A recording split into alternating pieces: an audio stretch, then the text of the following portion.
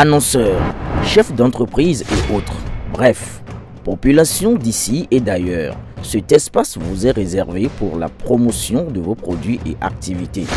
Non seulement en français, mais aussi en fond, Ditamari, Fulfulde, Batonou, Dendi. À vous le choix.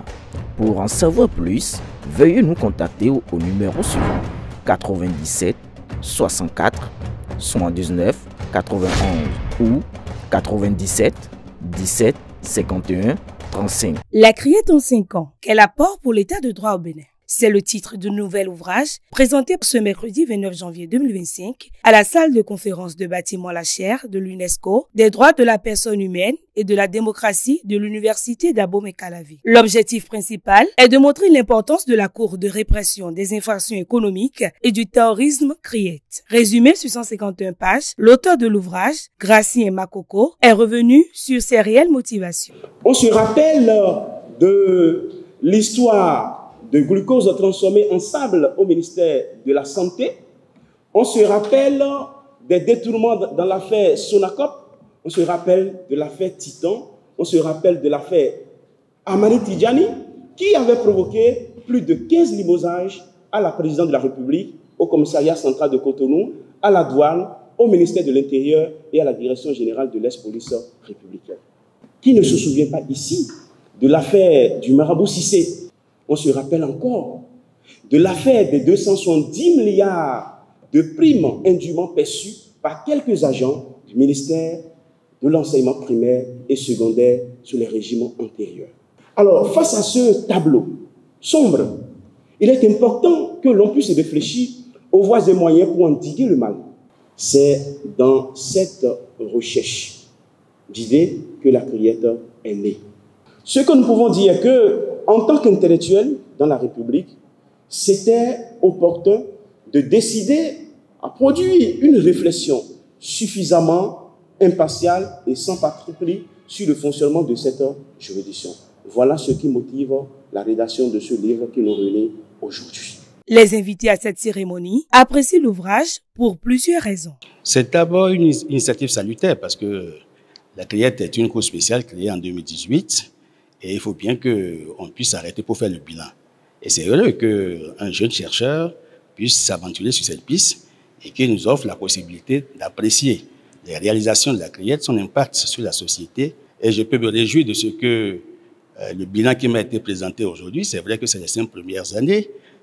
Ce bilan présente non seulement les décisions rendues par la Cour et leurs appréciations diverses. Maintenant, c'est que, à travers le travail qui se fait au niveau de la CRIET, nous savons dorénavant que l'existence de cette cour impacte non seulement la gouvernance, mais aussi ça permet de rassurer les investissements étrangers. Bon, je tenais à venir parce que j'ai été attiré par le titre de l'ouvrage.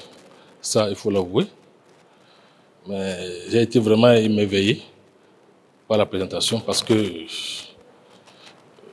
comme tout autre, tout le commun du mortel, quand on entend la CRIET, c'est comme un mythe. Et il a su quand même démystifier un peu ce thème, et avec vraiment beaucoup d'impartialité et beaucoup d'objectivité. Il a été beaucoup plus explicite et il a expliqué beaucoup de choses concernant la CRIET. Beaucoup de personnes ne peuvent pas faire ce qu'il a fait. Donc, on doit l'encourager. Et je dois avouer que c'est une cour que beaucoup de personnes évitent. Je me rassure davantage que le chef de l'État béninois ne s'est pas trompé. En rappelant l'historique, en fait, de la lutte contre les infractions économiques. Depuis Kérékou jusqu'à Yahi Boni, il a fallu qu'un chef d'État vienne avec un leadership fort, centré sur le courage, sur l'audace, pour que nous ayons une cour. Même s'il y a des critiques, on peut quand même se réjouir qu'il y a des avancées dans la lutte contre les infractions économiques, dans la lutte contre les crimes, dans la lutte contre le terrorisme. À la fin, l'auteur est revenu sur les avantages de l'institution judiciaire, sans pour autant oublier d'évoquer la crainte des citoyens vis-à-vis de la CRIET. En nous, intéressant à cette juridiction ou en nous engageant à écrire sur cette juridiction, c'est juste pour voir où se trouve la vérité, qu'est-ce qui marche au niveau de la juridiction et qu'est-ce qui ne marche pas.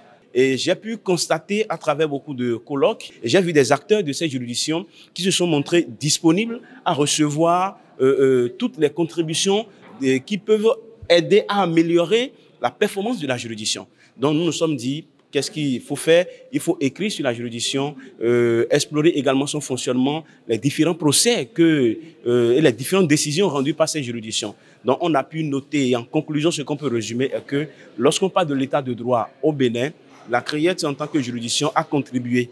On ne peut pas le nier. La CREIET est une juridiction qui a prononcé de lourdes condamnations pour des cas de détournement, de corruption, de vol, etc.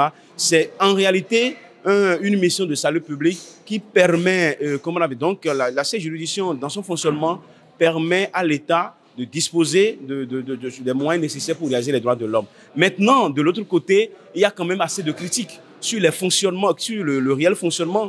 Certains pensent qu'il s'agit d'une juridiction qui est sous contrôle du pouvoir exécutif. Nous avons essayé de répondre à cette interrogation en faisant une étude approfondie des procès les plus importants, ou on peut dire les procès les plus polémiques de la juridiction. Et l'auteur fait beaucoup de suggestions, beaucoup de propositions pour davantage permettre une justice indépendante, une justice impartiale dans notre pays. Juriste par passion, écrivain par devoir, Gracien Makoko vend son œuvre à travers la librairie Le Rocher de Godomé, Togudo, à un prix forfaitaire de 7 000 francs CFA.